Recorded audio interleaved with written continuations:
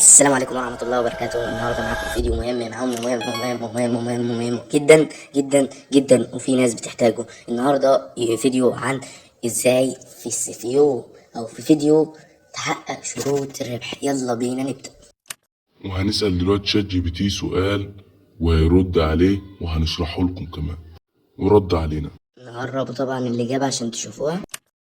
دلوقتي شات جي بي تي بيقول لنا ايوه هاف دي اي شروط الربح من يوتيوب حاليا تنقسم الى المرحله الاولى 500 مشترك على الاقل. يعني انت محتاج 500 مشترك على الاقل خالص، وثلاث فيديوهات عامه منشورات خلال اخر 90 يوم. وطبعا ما تستغربش ان الشروط متغيره ليه، لان ده مش الكسب بالاعلانات. الكسب بالاعلانات هتلاقيه تحت، دي مش الشروط العامة، دي الشروط اللي بتخليك تكسب من الفيديوهات بس. افهمنا بقى. واحد من الشرطين الآتيين: 300 ساعة مشاهدة عامة خلال آخر 12 شهر، أو 3 مليون مشاهدة شرطس عامة خلال آخر 90 يوم. تفهم ازاي؟ المرحلة التانية الربح الكامل من الإعلانات. ده الربح الكامل اللي الشروط إن كل الناس عارفاها: 1000 مشترك على الأقل، واحد من الشرطين 4000 ساعة مشاهدة عامة خلال آخر 12 شهر، أو 10 مليون مشاهدة شرطس عامة خلال آخر 90 يوم. يعني دي الشروط بقى العامة. وأحسن لك تكمل على الشروط اللي هي تحت دي، وتختار يا إما من 4000 ساعة مشاهدة أو 10,000 مليون مشاهدة. ويجب أيضا الالتزام بسياسات تحقق الربح في اليوتيوب، وتفعيل التحقق بخطوتين، ورابط القناة بحسب الناس. لمزيد من التفاصيل راجع يوتيوب. وأقول لكم فيديو الجاي ازاي تحققوا بخطوتين والكلام ده كله ان شاء الله لو طلبتوه مني. وسألناه سؤال جديد، يلا بينا نقرب لكم الشاشة عشان تشوفوا أحلى. وهنا الرد كان: لو عايز تحقق شروط الربح ركز على الحاجات دي. استمر باستمرار، حاول تنزل فيديوهات بشكل منتظم، سواء يوميا او عدة مرات في الاسبوع. ازاي؟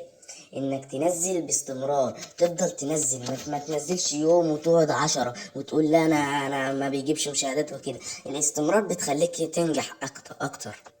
يلا الشرط اللي بعده: اعمل عناوين وصور مصغرة جاذبية. دي أول حاجة بتخلي الناس بتضغط على الفيديو. طبعا كلنا عارفين ان الصورة المصغرة اللي بتبقى بره دي في الشاشة من بره اللي انت بتضغط عليها من الفيديو، زي الفيديو اللي كان عندي كان في صورة بره كده ودخلت ما لقيتهاش. وعنوان جاذبي بيخلي تجذب الناس ليك، تجذب الناس ليك اكتر. انت فاهم ازاي؟ ديت تديها من فيديو بتاعك ومجهودك، الاتنين دول تديهم 55% من مجهودك.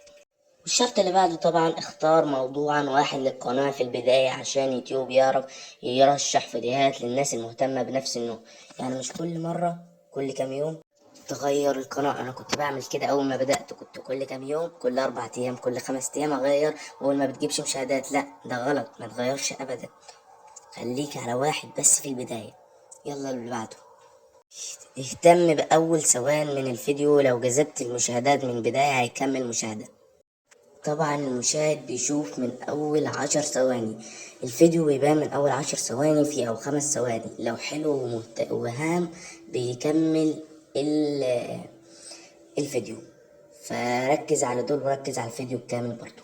وقطع طبعا الحتة من الفيديو الطويل وانشرها على شورتس، بيجيب برضو بيجذب مشاهدات، وتحسن طبعا الصوت والصورة. ويلا على السؤال اللي بعده نقربها لكم أكتر عشان تشوفوا زي كل مرة. دلوقتي طبعا قال لنا ممكن جدا تنجح من على يوتيوب من غير ما تظهر بوجهك، وفي ناس كتير عملت كده. يعني انت ممكن تنشر صور وكده وكلام ونصوص وتعلق عليها بصوتك. وتالت حاجة اللي انا ما قلتهاش دلوقتي: وممكن تعمل فيديوهات بنصوص وصور وموسيقى مناسبة من غير ما يظهر صوتك او صورتك بموسيقى. بس الاهم انك تعمل بتعليق، واقولك ازاي دلوقتي حتى لو انت عايز تغير صوتك. والأهم هو أن يكون المحتوى مفيد أو ممتعا للمشاهدين، وأن تكون لديك طريقة جيدة في عرض الفكرة. يعني أنت تكون عندك الطريقة بتاعتك الحلوة اللي الناس بتحبك بيها، اللي أنت ظريف، ولا بهزرش أنا بتكلم بجد، اللي أنت تبقى حلو كده معاهم وكده فيحبوا الفيديو فيكملوا ويحبوا يسمعوا فيديوهاتك كلها. وبيقول لك دلوقتي شات جي بي تي، لكن انتبه، إذا استخدمت صور أو فيديوهات أو موسيقى من الآخرين تأكد من أن لديك حقا استخدامها، أو أنها مجانية ومسموح بها حتى لا تواجه مشاكل حقوق النشر.